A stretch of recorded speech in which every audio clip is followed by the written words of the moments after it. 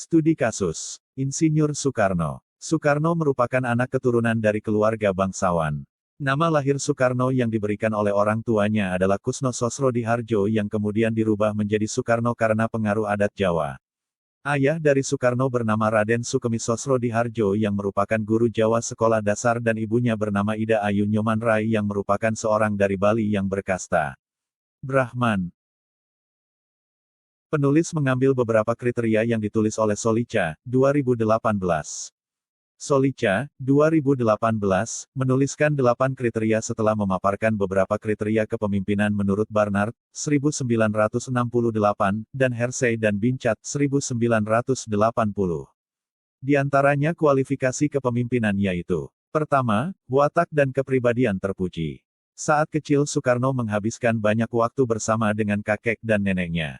Dalam pengawasan kakek dan neneknya Soekarno kecil dibimbing menjadi pribadi yang tangguh dan tidak cengeng, berkarakter tegas, ramah, dan penuh pengertian kepada teman-teman sebayanya. Nugroho, 2016.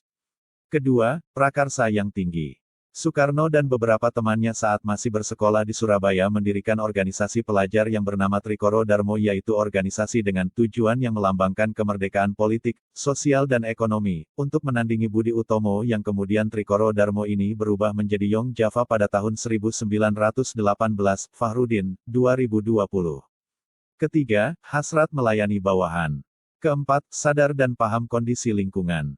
Soekarno memiliki kehidupan yang miskin di masa mudanya. Kemiskinan dalam kehidupan Soekarno tersebut mendorong pemikiran Soekarno menjadi pemikiran bijaksana yang berjalan sesuai dengan norma-norma yang ada di masyarakat. Jamil, Sumarjono, dan Supeno, 2017. Kelima, inteligensi yang tinggi. Soekarno pada umur 12 tahun bersekolah di Sekolah Angka 1 di Mojokerto dan menjadi yang terpandai. Fahrudin, 2020. Kemudian Soekarno dipindahkan ke Erpis Lagere School. Di sekolah ini Soekarno menjadi murid yang sangat menonjol dan giat dalam belajar. Di luar itu Soekarno mengambil les bahasa Perancis pada Brinet de la Roche-Brune. Fahrudin, 2020. Soekarno juga berhasil masuk di sekolah HBS yang sukar untuk dimasuki oleh Bumi Putra karena biaya yang mahal. Keenam, berorientasi ke masa depan. Soekarno memiliki cita-cita yaitu revolusi untuk Indonesia. Revolusi yang dimaksud di sini adalah revolusi sosial, di antaranya kemerdekaan, persatuan dan kesatuan, termasuk juga ada revolusi politik dan revolusi ekonomi.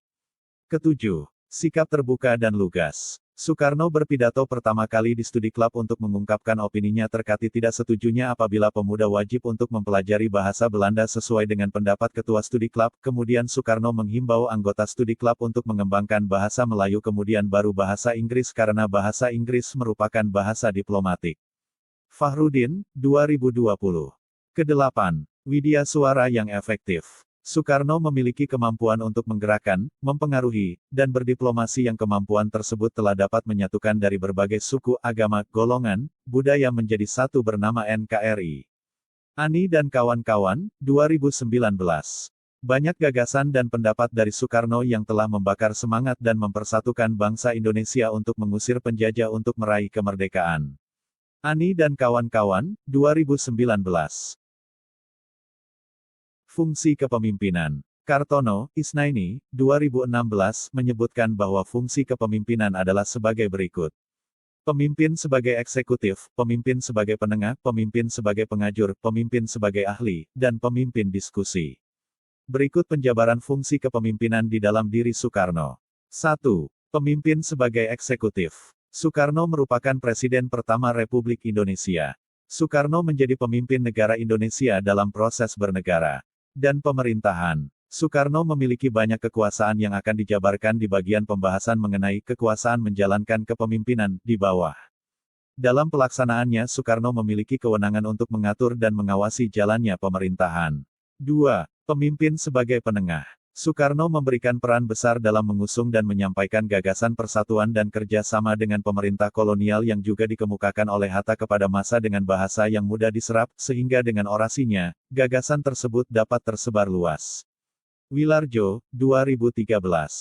Kata-kata yang disampaikan oleh Soekarno berhasil menjebatani dan menyatukan berbagai macam elemen yang berbeda serta dapat memberikan identitas kepada mereka. Wilarjo, 2013.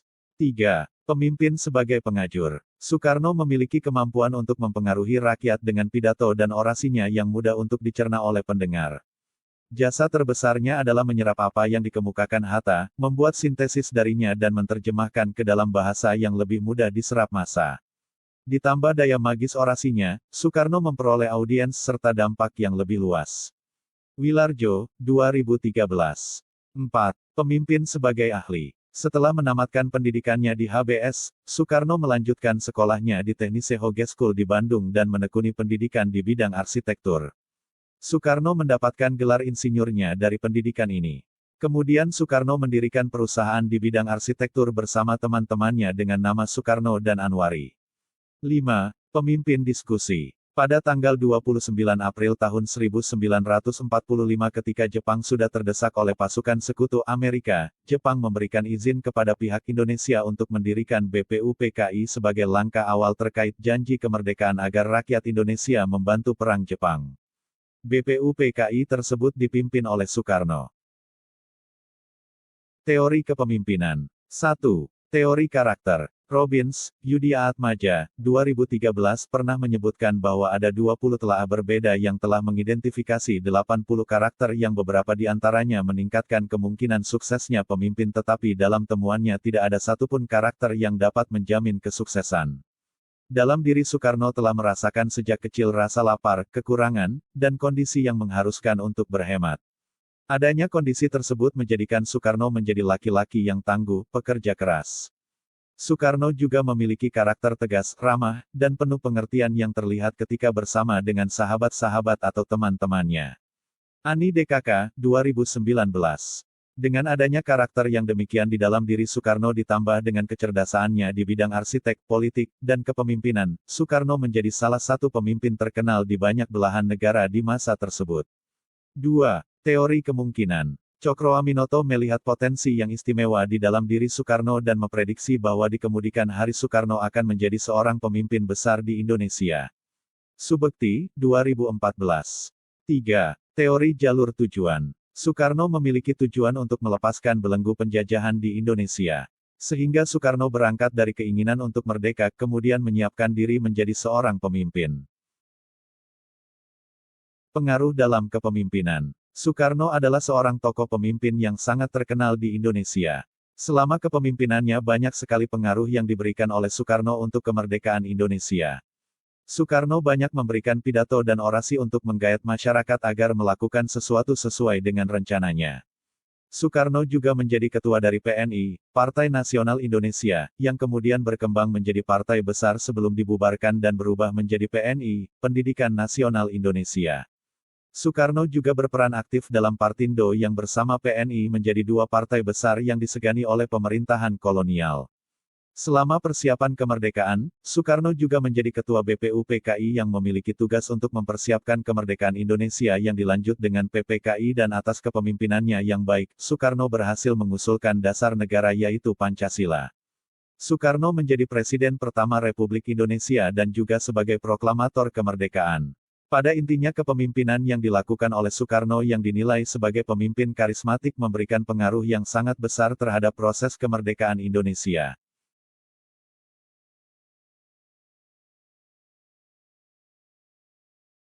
Kekuasaan dalam kepemimpinan. Di tulisan milik Isnaini, 2016 dijelaskan bahwa Soekarno memiliki semua kekuasaan ini dalam menjalankan kepemimpinannya di puncak kekuasaannya sebagai Presiden Indonesia.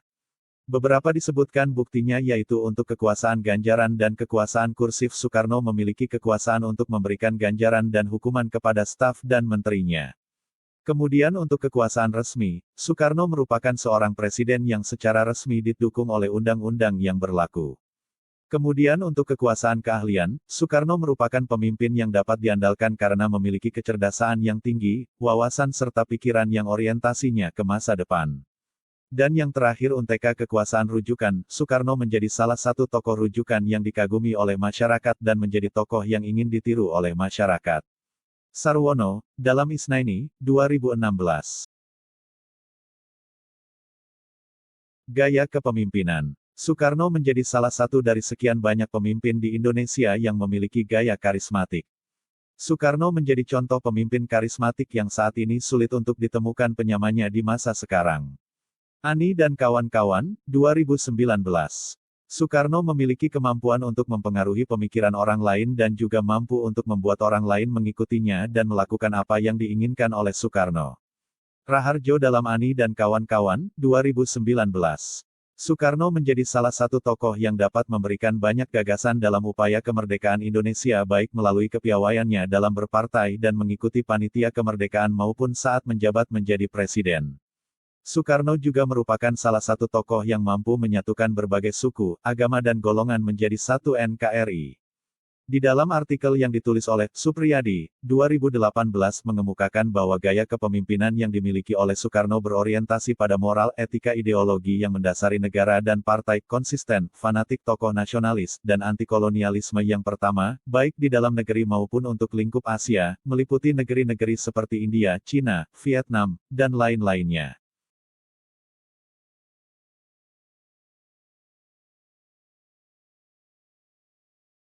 Kepengikutan. Soekarno sebagai seorang insinyur arsitek dan sebagai seorang tokoh nasionalis memiliki banyak peran dalam proses kepemimpinannya.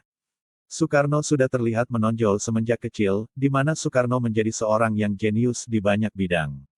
Tentu saja karena hal tersebut pasti banyak yang menjadi bagian dari proses Soekarno sebagai seorang pengikut atau pendukung. Telah terbukti bahwa Soekarno banyak dipercayai menjadi pemimpin partai, BPUPKI, dan menjadi presiden pertama Indonesia. Soekarno juga memiliki kemampuan untuk menarik perhatian masyarakat dan menggerakkan masyarakat melalui pidato dan orasinya, dan hal tersebut menjadi bukti bahwa banyak yang mengikuti Soekarno. Pembuatan keputusan.